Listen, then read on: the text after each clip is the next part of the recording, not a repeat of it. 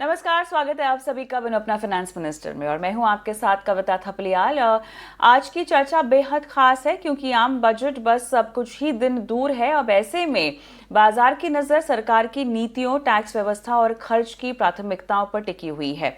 क्या सरकार टैक्स में बड़े बदलाव करेगी या नीति में स्थिरता का संदेश देगी? क्या पूंजीगत खर्च से ग्रोथ को नई रफ्तार मिलेगी? इन सभी सवालों पे चलिए चर्चा की शुरुआत करते हैं। चॉइस वेल्थ के सीईओ निकुंज सराफ हमारे साथ चर्चा में जुड़ चुके हैं और इनसे बातचीत करके समझते हैं कि क्या कुछ हो सकता है, क्या कुछ नहीं हो सकता। निकुंज, स्वागत है आपका हमारी इस खास चर्चा में बजट के लिहाज से।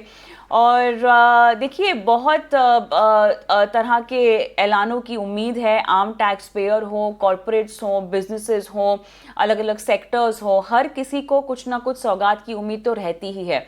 आम टैक्स पेयर के लिहाज से बहुत कुछ किया जा चुका है। पहले टैक्स में राहत मिली है, कंजम्पशन को बढ़ावा देने के लिए जीएसटी में भी यहाँ पर बदलाव किए गए पिछले साल जीएसटी महाबचत योजना के तहत भी। लेकिन कहीं ना कहीं अब और भी तरह के बदलावों की और स्थिरता की उम्मीद है। तो क्या मुख्य संदेश होंगे? कैपिटल गेन्स टैक्स में बदलाव की चर्चा काफी अरसे से चल रही है। यहाँ पर अगर बदलाव होता है तो बाजार पर असर, एसटीटी, एफएनओ से जुड़े टैक्स बढ़ाकर रिटेल स्पेक्यूलेशंस को कंट्रोल किया गया था पिछले दफे। क्या इस बार भी ऐसे और कदम उठाती हुई सरकार हमें क्या दिख सकती है?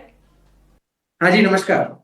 तो एकदम सही बताया आपने। बहुत सारी रियायत अभी ऑलरेडी 2 साल में दी है सरकार ने आम आदमी के लिए, और बहुत कुछ चीजें की है इस साल भी। जीएसटी की, जैसे आपने बताया, रेट कट हुआ है जिससे कंजम्पशन को और आम आदमी को बूस्ट मिले। बट एक चीज इसमें मैं बताना चाहूंगा कि बिकॉज लास्ट ईयर ही, पिछले साल ही, जब टैक्स को एक जो 3 लाख 3.5 लाख की जो लिमिट है उसको 12 लाख कर दिया गया, और जो कुछ सालों पहले 3 साढ़े 3 होती थी ओल्ड रिजिम में, न्यू रिजिम में उसको आज 12 लाख कर दिया गया। तो उसका एक बहुत बड़ा कारण था कि सरकार बूस्ट करना चाहती थी कि ज्यादा से ज्यादा लोग आए, टैक्स फाइल करे, और एक आम आदमी को एक तरीके से रिया देने के लिए पूरा पूरा एफर्ट लिया गया है। इसमें दो चीज इंपॉर्टेंट है नोट करने के लिए, कि पहला तो सबसे ज्यादा कि ये जो न्यू टैक्स रिजीम को इतना जो बढ़ावा मिल रहा है, तो ये सरकार का बहुत क्लियर क्लियर इंडिकेशन है कि जो आगे जाके अगले साल 2 साल में, हमें ऐसा लगता है कि अगले साल 2 साल के अंदर अंदर ये जो ओल्ड रिजिम है, ये ओल्ड रिजिम खत्म किया जाएगा और सिर्फ न्यू रिजिम जो है वो न्यू रिजिम ही एग्जिस्ट करेगा। इसका कारण है न्यू रिजिम करने का, क्योंकि जो जिस तरीके से सरकार न्यू रिजिम पे कंटिन्यूअसली कुछ ना कुछ पॉलिसी पे कुछ ना कुछ एक्शंस ले रही है। और आप देखेंगे तो पिछले साल ये 12 लाख करने के बाद ऑलमोस्ट 70% प्लस लोगों ने जो अपने आईटीआर फाइल किए वो न्यू रिजिम में किए। तो आपके दर्शकों से यही रहेगा कि वो जल्दी से जल्दी आके न्यू रिजिम में स्टार्ट कर दे फाइलिंग रिटर्न, बिकॉज यही सरकार का भी थॉट प्रोसेस है। बाकी ऑन द टैक्स साइड मेरे को लगता नहीं है कि बहुत ज्यादा कुछ उसमें बदलाव होगा, क्योंकि पिछले साल ही हो गया है, तो टैक्स रेट साइड कुछ होना नहीं चाहिए। हाँ, एक चर्चा बहुत ज्यादा मार्केट में चल रही है जिसको फैमिली टैक्स बोलते हैं, या अलग आप लोग नाम से ले रहे हैं, जहाँ हस्बैंड और वाइफ की इनकम को एक साथ मिला के एक बेसिक एग्जामिशन करेंगे। बट हाँ, उसके लिए will wait and watch to see कि क्या आता है। सेक्टर स्पेसिफिक निगाह कहाँ पर है? हम जानते हैं कि हमेशा की तरह रेलवे और डिफेंस में खर्च को बढ़ाने को लेकर बिल्कुल उम्मीदें हैं। किस थीम पर आपको लगता है कि सेक्टर स्पेसिफिक सरकार के कदम हमें जाते हुए दिखाई दे सकते हैं? तो देखिए, दो सेक्टर है जिनमें मेरे को लगता है सबसे ज्यादा स्पेंडिंग सरकार बढ़ाएगी। एक होगा रेलवे और एक डिफेंस। कुछ साल पहले तक तो रेलवे का बजट अपने आप में एक अलग से बजट आता था, तो वो एक सरकार की सबसे बड़ी स्पेंडिंग है एक तरीके से। 2,76,000 करोड़ की इस बार स्पेंडिंग 10 से 12% बढ़ के इतनी आनी चाहिए इस साल। तो वो कंटिन्यूअसली जो उसमें इंप्रूवमेंट चल रहा है, जिस हिसाब से रेलवे लाइन बढ़ाई जा रही है और नए नए ट्रेनों का इसमें कंटिन्यूअसली आ रहा है, तो जैसे वंदे भारत पे स्पेंड किया जाएगा, कवच जैसे प्रोडक्ट पे भी कंटिन्यूअसली स्पेंड किया जाएगा। तो रेलवे एक सेगमेंट है, तो रेलवे रिलेटेड जितने भी स्टॉक्स है उनमें बहुत एक्शन रहेगा बजट और बजट के कुछ टाइम बाद तक कंटिन्यूअसली, बिकॉज उनमें क्या क्या जो जो नए नए इनोवेटिव थॉट प्रोसेस सरकार लाती है, तो उस हिसाब से उनमें एक्शन रहेगा। दूसरा, डिफेंस। जिस हिसाब से जियोपॉलिटिकल सिनेरियो है और जिस हिसाब से चीजें पिछले पूरे साल में गुजरी है, तो ऑपरेशन सिंदूर ले लीजिए, ग्लोबल टेंशन में जहां जहां है, तो हर कोई अपनी जो स्ट्रेंथ है उसको और 2x बढ़ाना ही चाहता है। तो भारत सरकार भी वही थॉट प्रोसेस से और दूसरे एक और पॉइंट बहुत नोट करने जैसा है कि हमारे जो एक्सपोर्ट्स है वो भी कंटिन्यूअसली बढ़ते जा रहे हैं डिफेंस साइड। तो बिकॉज एक्सपोर्ट्स भी बढ़ रहे हैं और इंटरनल कंजम्पशन भी बहुत है इसका, जिस हिसाब से हमें हमारी रेडी करनी है बट पूरी स्ट्रेंथ, तो उस थॉट प्रोसेस से मेरे को लगता है डिफेंस पे भी स्पेंडिंग काफी आएगी बिकॉज ऑफ दिस फैक्टर्स। तीसरा एक सेक्टर जो लगता है जहाँ पे अच्छा मोमेंटम आना चाहिए वो कंजम्पशन सेक्टर है। जैसे आपने स्टार्ट में भी बताया कि कंजम्पशन में कंटिन्यूअसली सरकार एफर्ट्स ले रही है, इन्फ्लेशन अभी कंट्रोल में है, इंटरेस्ट रेट को नीचे कर करके जितना इंटरेस्ट रेट आरबीआई ने घटाया है उस वजह से, सेकंड और थर्ड जीएसटी रेट कट, ये तीन और भी ऐसी पॉलिसीज में कुछ इम्पैक्ट आना चाहिए इस साल के बजट में जहां पे कंजम्पशन एज अ सेगमेंट काफी बुलिश रहेगा। तो लॉन्ग टर्म के भी पर्सपेक्टिव से आप देखेंगे कंजम्पशन एज अ सेगमेंट, वहां पे जैसे आप जो अपना डेमोग्राफी है, आज अपनी जो यूथ पॉपुलेशन है, हमारा जो जीडीपी का रेशो है, क्रेडिट रेशो है, जितना क्रेडिट कार्ड का पेनिट्रेशन आप देखोगे, ये बहुत सारे मैक्रो फैक्टर्स है जो क्लियर क्लियर दिखाते हैं कि 10 साल पहले जो चाइना की ये थॉट प्रोसेस था, यहाँ से कंजम्पशन किस तरीके से को बूम मिला है। तो बहुत ज्यादा चांस है consumption as a segment on the long term side, और रेलवेज और डिफेंस पे बहुत ज्यादा स्पेंडिंग का थॉट प्रोसेस रहेगा इस बजट में।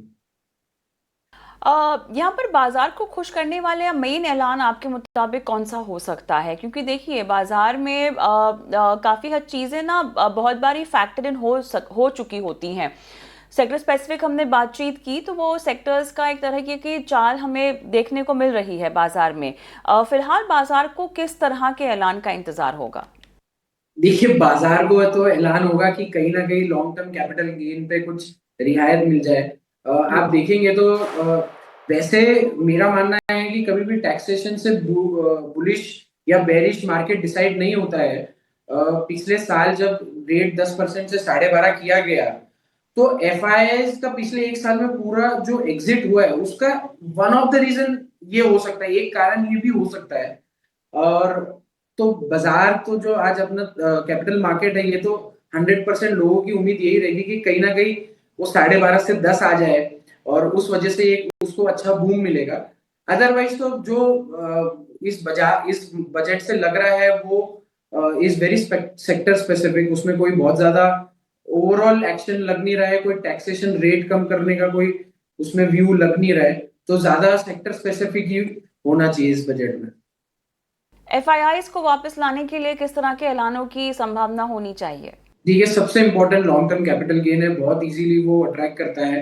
सबसे ज्यादा ही वो इंपॉर्टेंट है क्योंकि 12.5 अगर 10 से 12.5 किया है, तो अगर 12.5 से उसको वापस कोई 10 रेट पे या कुछ भी इसमें कहीं भी रैशनलाइजेशन हो सकता है, तो ये करने से हो सकता है एफआई को वापस लाने का ये हो जाए। लेकिन खाली ये फैक्टर कभी भी एफआई का नहीं होता है, 100% एफआई को बाहर जाने के बहुत सारे दूसरे कारण है, अर्निंग्स ग्रोथ भी बहुत इंपॉर्टेंट है। तो आप देखेंगे तो ओवरऑल बजट जितना अच्छा होगा, जितना मैन्युफैक्चरिंग कंजम्पशन और ये सब पे कंटिन्यूअसली इंप्रूवमेंट आएगा, तो जीडीपी में ग्रोथ आएगा, अर्निंग्स में ग्रोथ आएगी कॉर्पोरेट्स के, और जैसे जैसे वो ग्रोथ आएगी तो एफआईज ऑटोमेटिकली आएंगे। तो डायरेक्ट फैक्टर तो एक टैक्सेशन है लग सकता है, इनडायरेक्ट लेकिन बहुत सारे फैक्टर्स है, ये सारी चीजें हैं जो यूटिलाइज कर सकती है सरकार अपने बजट में, ताकि एफआईएस का जो इस साल का जितना आउटफ्लो है उसको वापस ला सके। अर्निंग्स ग्रोथ बहुत इंपॉर्टेंट है, अर्निंग्स ग्रोथ के बिना कोई भी वापस नहीं आना चाहेगा। अब तक जितने भी नतीजे आए हैं उनको कैसे देखा जाए? यहाँ पर कुछ खास उत्साह देने वाले नंबर्स अब तक तो पोस्ट नहीं हुए हैं। अभी भी वैसे देखिए करीब करीब आज से भी आप देखेंगे तो करीब करीब 15-20 दिन बचे हैं इस रिजल्ट सीजन के। इस क्वार्टर में उम्मीद बहुत थी नंबर्स की, बट अभी तक कोई भी बहुत ज्यादा किसी ने सेलिब्रेट करने जैसे नंबर्स आए नहीं है। तो still will wait and watch अगले 15-20 दिन में बाकी नंबर्स कैसे आते हैं। थोड़ा अगर ब्रॉडर सो देखो जो आपके टॉप टीयर्स है, जो टॉप 100 कंपनीज है, वहां पे तो कोई बहुत उत्साह करने वाले नंबर्स आए नहीं है। बट ब्रॉडर मार्केट में अगर मिड साइज और स्मॉल कैप्स जो अगले 15-20 दिन में ज्यादातर नंबर्स देते हैं, वहां पे अगर कुछ अच्छा एक्शन आता है तो हो सकता है थोड़े से टर्न अराउंड जैसी स्टोरी आए। बट अगेन जो ग्रोथ है वो डिसेंट है, बट अगेन सेलिब्रेट करने जैसी ग्रोथ अभी तक नहीं है। एब्सोल्युटली। चलिए, अच्छा लगा आपसे बातचीत करके। निकुंज, शुक्रिया हमारे साथ जुड़ने के थैंक यू लिए। So much, thank you. इसी के साथ